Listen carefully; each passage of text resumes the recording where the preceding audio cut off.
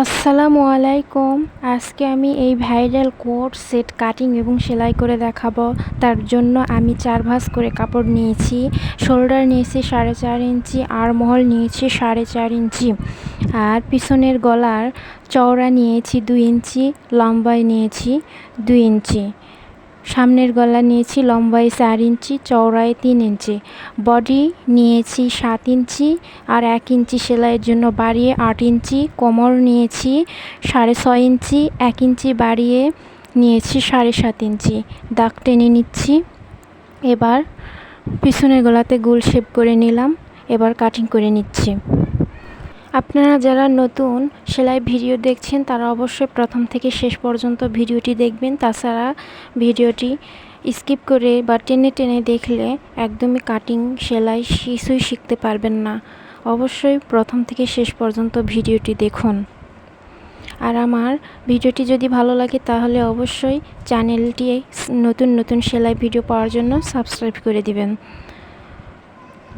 আমি সামনের গলা ভি শেপ করে কেটে নিব। দেখুন, চওড়ায় নিয়েছি 3 ইঞ্চি, লম্বায় 4 ইঞ্চি।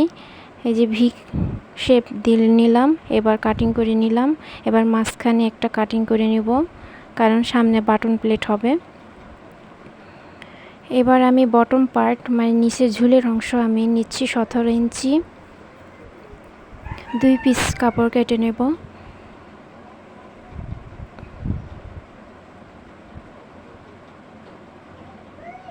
কেটে নিলাম। এবার বাটন প্লেটের জন্য 3 ইঞ্চি পরিমাণ আমি চওড়া করে কেটে নিব। জামার লম্বা যত হবে ঠিক সেই পরিমাণে লম্বা করে কেটে নিব। কেটে নিলাম। এবার হাতা কাটিং করব।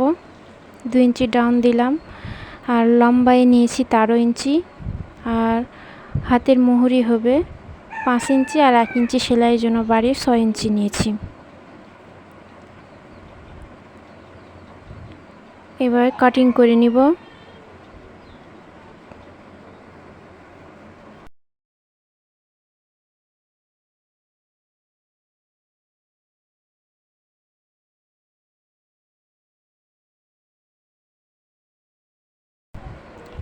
এবার আমি মেশিনে চলে আসলাম।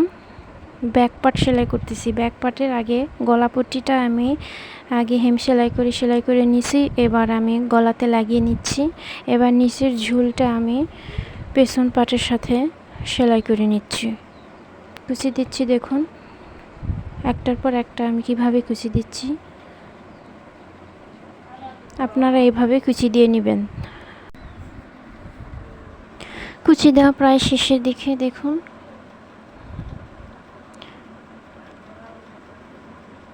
আপনারা অবশ্যই আমার ভিডিওতে একটা লাইক দিবেন, শেয়ার করবেন। আপনাদের কত বছরের বাচ্চার জন্য সেলাই করবেন অবশ্যই কমেন্টে জানাতে পারেন। আমি এবার উপরে কুচির উপরে চাপ সেলাই দিচ্ছি।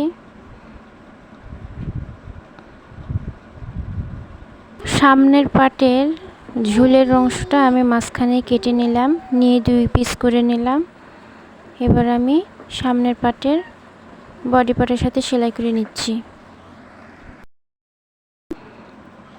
এবার আমি সামনের বডি পার্টের সাথে আমি কুচি সেলাই করে নিচ্ছি। আপনারা আপনাদের বাচ্চাদের মেজারমেন্ট অনুযায়ী সেলাই করে নিতে পারবেন।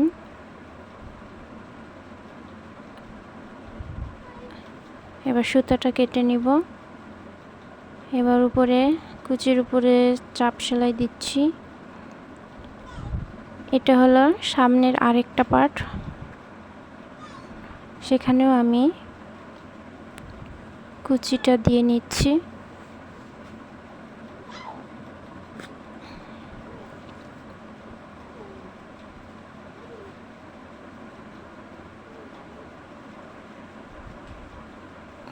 কুচি দেওয়া এবার শেষ হয়ে গেল। সুতা কেটে নিলাম। এবার উপরে চাপ সেলাই দিচ্ছি। এবার আমি সামনের পাটে বাটন প্লেটটা আমি লাগাই নিচ্ছি। 3 ইঞ্চি পরিমাণ চওড়া করে যেটা কেটে নিয়েছিলাম কাপড়টা মাঝখানে ভাঁজ দিয়ে 1.5 ইঞ্চি পরিমাণ হবে। তারপরে আমি সেলাই করে নিব। সামনের দুই পাটে আমি একই নিয়মে দুইটা পট্টিটা লেগে নিব।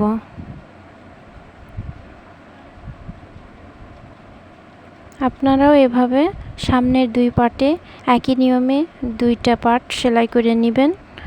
এবার উপরে সিধা পাশে এসে কাপড় পট্টির উপরে একটা চাপ সেলাই দিবেন। আমি উপরে একটা চাপ সেলাই দিচ্ছি, দেখুন। এবার সুতাটা কেটে নিলাম। এবার পুটটা জয়েন্ট দিচ্ছি, দেখুন। অবশ্যই দুইটা সেলাই দিবেন। এবার সাইড ফিটিং করে সেলাই করে নিচ্ছি। আমি সাইড ফিটিং করার পরে হাতাটা লাগিয়ে নিব, এজন্য আমি সাইড ফিটিং আগে করে সেলাই করে নিচ্ছি।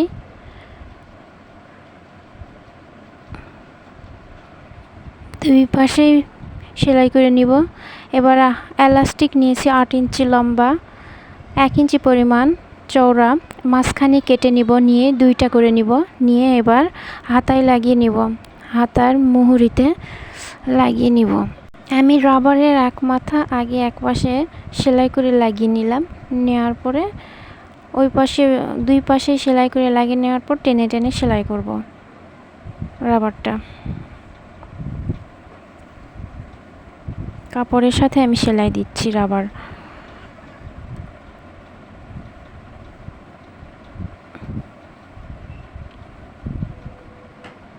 এবার হাতাটা দেখুন আমি সেলাই করে নিচ্ছি। এটা আরেকটা হাতায় আমি রাবারটা সেট করে নিচ্ছি, দেখুন। আমি কাপড়ের সাথে সেলাই করে নিচ্ছি। আমি একদমই রাবারের উপর সেলাই দিচ্ছি না, কাপড়ে রাবারের কানি ঘেঁষে ঘেঁষে সেলাইটা করতেছি।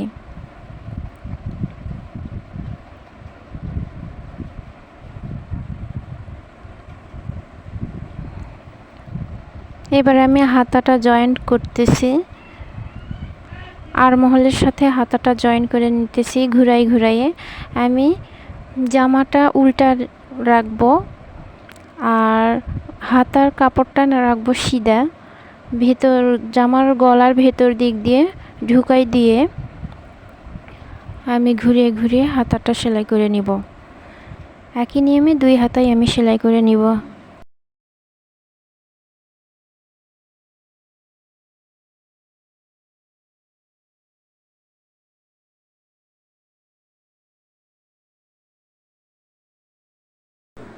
আমি দুইটা হাতা একই নিয়মে সেলাই করে নিচ্ছি, দেখুন।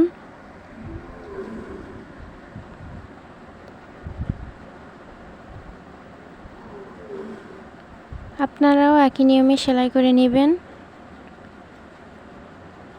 এবার আমি নিচের ঘেরটা সেলাই করতেছি।